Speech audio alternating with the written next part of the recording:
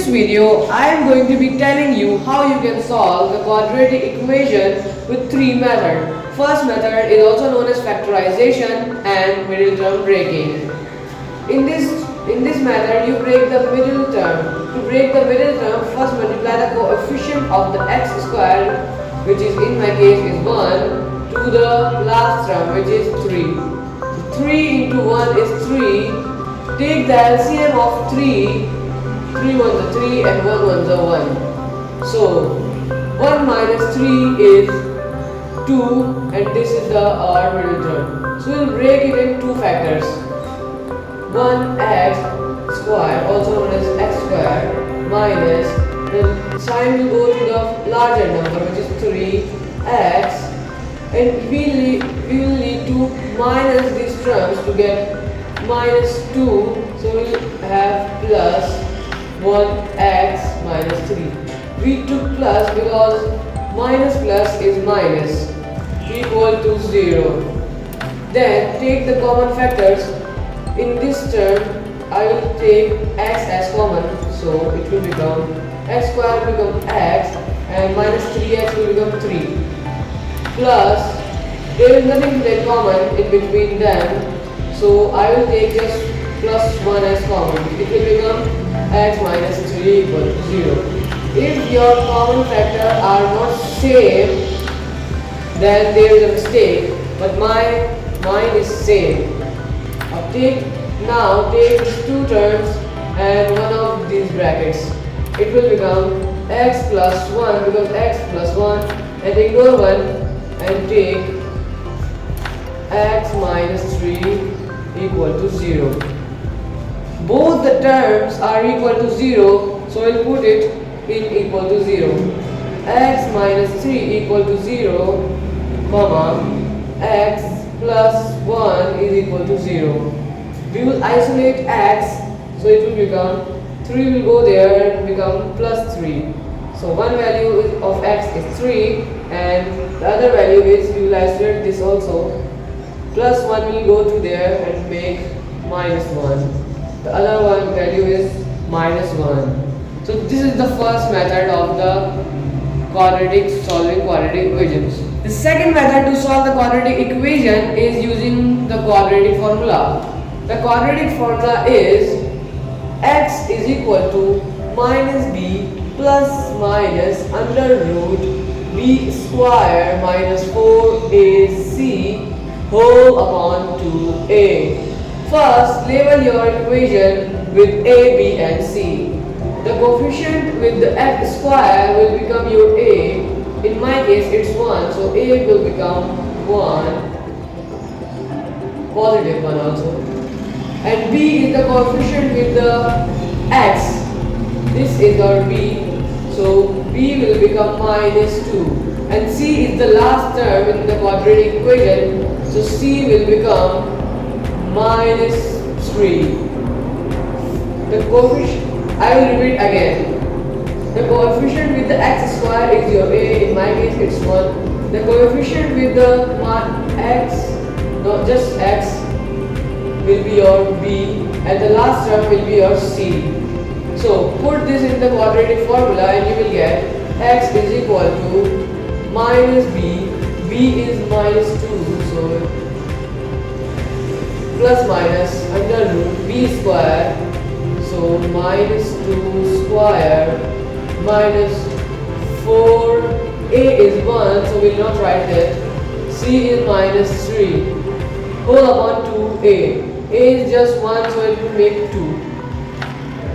You can further simplify this equation like x is equal to minus minus will become plus, so positive 2 plus minus under root minus 2 square will become 4, and minus minus will become plus, and 4 into 3 is 12.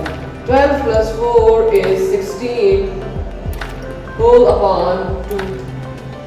Root of 16 is 4, so plus minus 4 upon 2. We will make two equations with this because they are plus and a minus.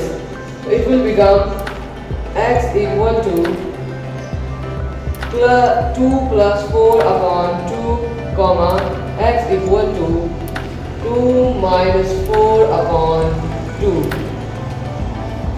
2 plus 4 is 6 upon 2, and 2 minus 4 is minus 2 upon 2. 2 2's will cancel and you will left with x equal to minus 1, and 1's are 3's are, it will left with 3. You will be left with 3 and a minus 1 in my case. These are your answers, or also known as roots of the equation. The third method is to complete the square method. You can also use this method to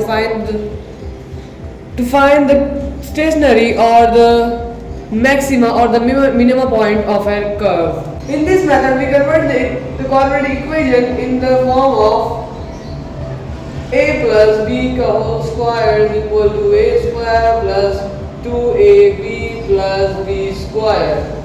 If the sign between the x square and x is negative, this will become negative and this will also become negative. If there is positive, it will go positive and this will go positive. But in our case, it's negative, so we'll get negative. You can also write it as x minus y whole square is equal to x square minus 2xy plus y square. So this term is your this term. So put it equal to this. Minus 2x will be equal to minus 2xy. 2 will cancel, minus signs will cancel, x will cancel, and you will be left with 1. 1 equals to y. X square minus 2x. Now we will add y square like this. Y is 1, so it will be 1 square. If we add any term in any equation by ourselves, we should minus it also to reduce the effect of it. Minus 1 square, and the minus 3 will be here. Minus 3. You can see that you have whole equation ready to put in this form. Your x is this, your y is this, or this. So your y will be this.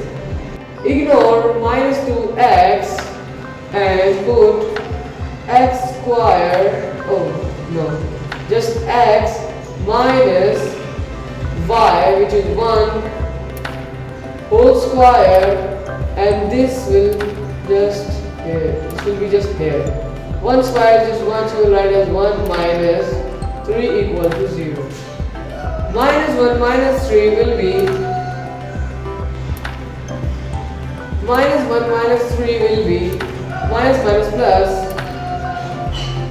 So there will be minus 4, and we will send minus 4 to there. It will become positive 4. Then your equation will look like this. Take the square root on both sides. The square and the square root will cancel, and it will become x minus 1 equal to 4. The square root of 4 is 2, so x minus 1 equal to 2. And don't forget the plus minus. When you root something, it becomes plus and minus, because you don't know whether it's plus or minus. So there will be two equations because there is plus minus. First will be x minus 1 equal to positive 2 and comma x minus 1 will be equal to negative 2. Solve these both to get your answer. X is equal to 2 minus 1, which will be 1, so your value is 1, and the next value is x equal to minus 2 minus 1, which will be minus 3. And these are your answers to the quadratic equations. So thank you guys for watching the video. Please subscribe Quantum Man. We will see you guys in the next video. Goodbye.